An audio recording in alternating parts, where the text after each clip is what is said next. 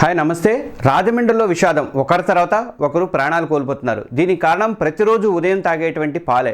కల్తీ పాలు ఇప్పుడు అమాయకుల ప్రాణాలు అయితే తీస్తున్నాయి. రాజమండ్రిలో జరిగినటువంటి సంఘటనే ఇందుకు నిదర్శనం. ఈ ఘటనలో, ఈ ఇన్సిడెంట్లో ఇప్పటికే కొందరు మరణించగా ఇంకా 12 మంది హాస్పిటల్లో చికిత్స పొందుతున్నారు. మరి మీ ఇంట్లో మీరు తాగుతున్నటువంటి పాలు సేఫేనా, లేక అది కూడా స్లో పాయిజనా? ఈ వీడియోలో అసలు ప్రాణాలు తీస్తున్నాయి అని అనుమానిస్తున్నటువంటి ఈ డేంజర్ కెమికల్స్ గురించి మనం తెలుసుకుందాము. కేవలం 2 నిమిషాల్లో మీ ఇంట్లోనే పాలను టెస్ట్ చేసేటువంటి కొన్ని ఈజీ మెథడ్స్ కూడా చెప్తాను.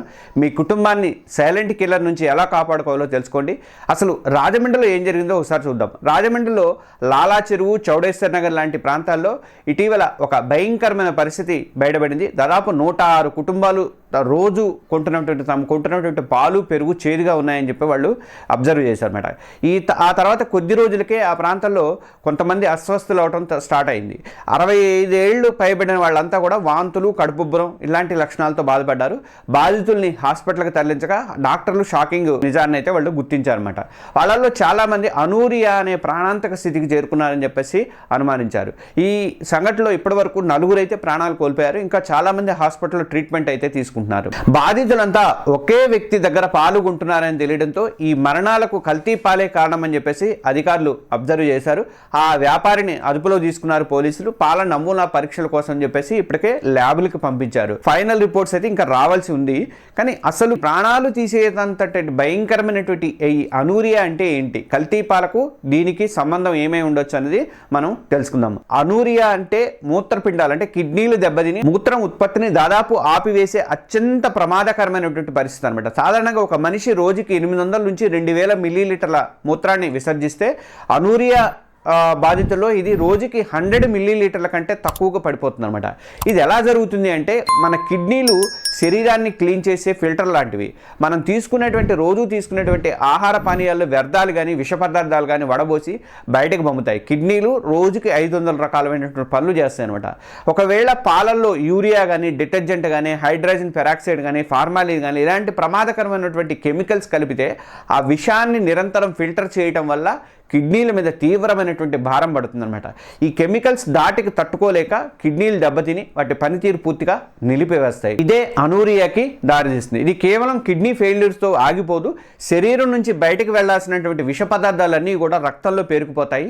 గుండెపోటు కానీ, తర్వాత జీర్ణ వ్యవస్థ సమస్యలు రావడం కానీ, క్యాన్సర్ కానీ, చివరకు మరణాలకు కూడా కారణమైతే అవుతాను. మరి పాలల్లో కలిపే విషాలేంటి, ఎందుకు కలుపుతారంటే, డబ్బుకు ఆశపడినటువంటి కొందరు మన ఆరోగ్యంతో చెలగాటం ఆడుతున్నారు. పాలను కల్తీ చేయడం అనేది ఒక పెద్ద దండాగా మారిపోయింది. ఇప్పుడు ప్రతి చోట కూడా డిమాండ్కి సరిపడా పాల ఉత్పత్తి లేకపోవడంతో ఈ నకిలీ పాల వ్యాపారం అనేది విస్తరిస్తుంది.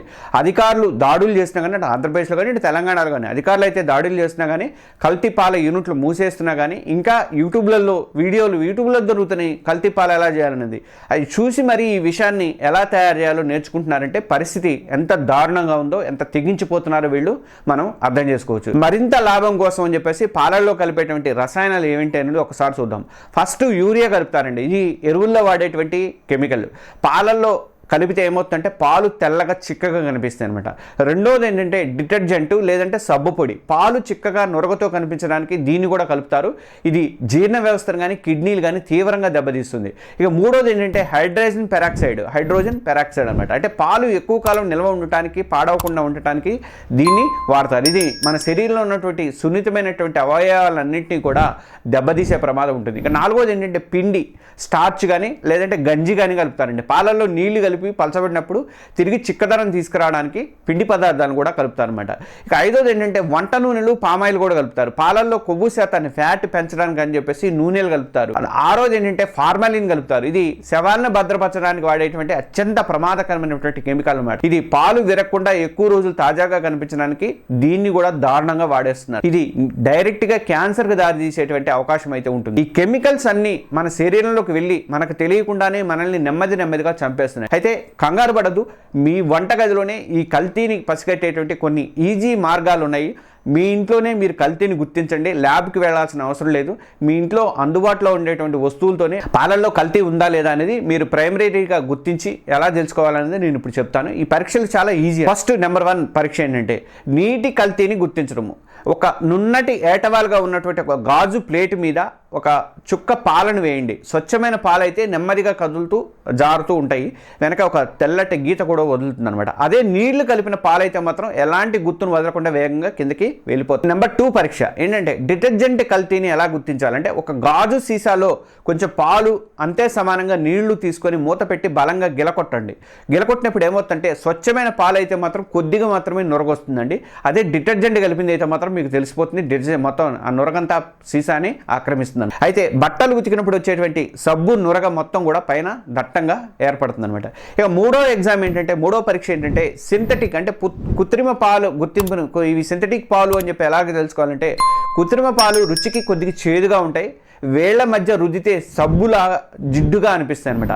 ఇక సులువైన పరీక్ష ఏంటంటే పాలను వేడి చేయడము, తర్వాత స్వచ్ఛమైన పాలు వేడి చేస్తే ఏమంటే మీగడ కడతాయి, కానీ సింథటిక్ పాలు వేడి చేసినప్పుడు పసుపు రంగులోకి మారుతాయండి. గిన్నె అంచులకి ఆ చుట్టూ కూడా అంటుకట్టిపోతాయి, అదొకటి గమనించండి. ఇక 4వ పరీక్ష ఏంటంటే పిండి కానీ గంజి కానీ ఏమైనా గంజి పొడి ఉంటుంది కదా, బయట దొరుకుతుంది కదా, అది కానీ అది చేయాలంటే అయోడిన్ టెస్ట్ చేయాలి. దీనికి మీరు ఒక చిన్న గాజు గ్లాసులో కొంచెం పాలు తీసుకొని దానికి 2-3 చుక్కల టించర్ అయోడిన్ ద్రావణాన్ని కలిపితే ఇది మెడికల్ షాప్లో దొరుకుతుంది మీకు. ఈ పాలు లేత గోధుమ రంగులోకి మారినాయి అంటే అవి స్వచ్ఛమైనవని అర్థం అనమాట. అలా కాకుండా ముదురు నీలం రంగులోకి మారితే మాత్రం ఆ పాలల్లో పిండి లేదంటే గంజి కలిపారని చెప్పేసి మనకి క్లియర్గా అర్థమవుతుంది. ఇక 5వ పరీక్ష ఏంటంటే యూరియాని కల్తీని ఎలా గుర్తించాలంటే 1 టీ స్పూన్ పాలల్లో 1/2 టీ స్పూన్ సోయాబీన్ పిండిని వేసి బాగా కలపండి. అది 5 నిమిషాల తర్వాత ఆ మిశ్రమంలో ఒక ఎరుపు లిట్మస్ పేపర్ను ఉంచండి.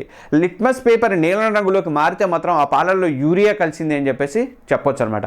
ఇక నేను చెప్పేది ఏంటంటే ఒక ముఖ్యమైన గమనిక ఏంటంటే ఈ పరీక్షలన్నీ కూడా ప్రైమరీగా అంచనాల కోసం మాత్రమే, ఇవి శాస్త్రీయంగా అన్ని రకాల కల్తీలు కూడా ఖచ్చితంగా నిర్ధారించలేవు.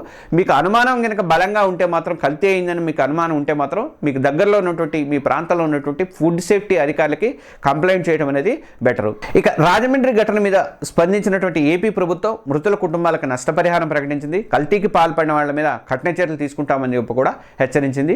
ఆహార భద్రతా అధికారులు ఇప్పటికే దాడులు అయితే చేస్తున్నారు. కానీ ఈ సమస్య అనేది కేవలం ప్రభుత్వము లేదంటే అధికారుల బాధ్యత మాత్రమే కాదు, పౌరులుగా మనందరి మీద ఉంది. మీరు నమ్మకమైనటువంటి తెలిసిన డైరీ ఫారాలు లేదంటే బ్రాండెడ్ ప్యాకెట్లు మాత్రమే కొనండి.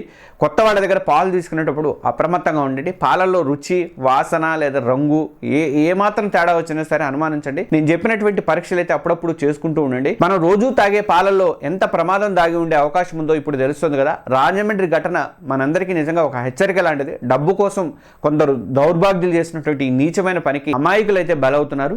కానీ ఇప్పుడు మీ చేతిలో ఒక ఆయుధం ఉంది, అదే అవగాహన. ఈ వీడియోలో నేర్చుకున్నటువంటి పరీక్షలతో మీరు మీ కుటుంబాన్ని కాపాడుకోవడానికి ఫస్ట్ స్టెప్ అయితే వేయండి. ఈ సమాచారం మీకు ఎంతో విలువైనది. ఇది కేవలం మీకు మాత్రమే కాదు, మీ ఫ్రెండ్స్కి, మీ బంధువులకి, ప్రతి ఒక్కరు కూడా తెలియాలి. దయచేసి ఈ వీడియోని మీ వాట్సాప్ గ్రూప్లో కానీ ఫేస్బుక్లో కానీ మీకు తెలిసినటువంటి ప్రతి ఒక్కరితో కూడా పంచుకోండి.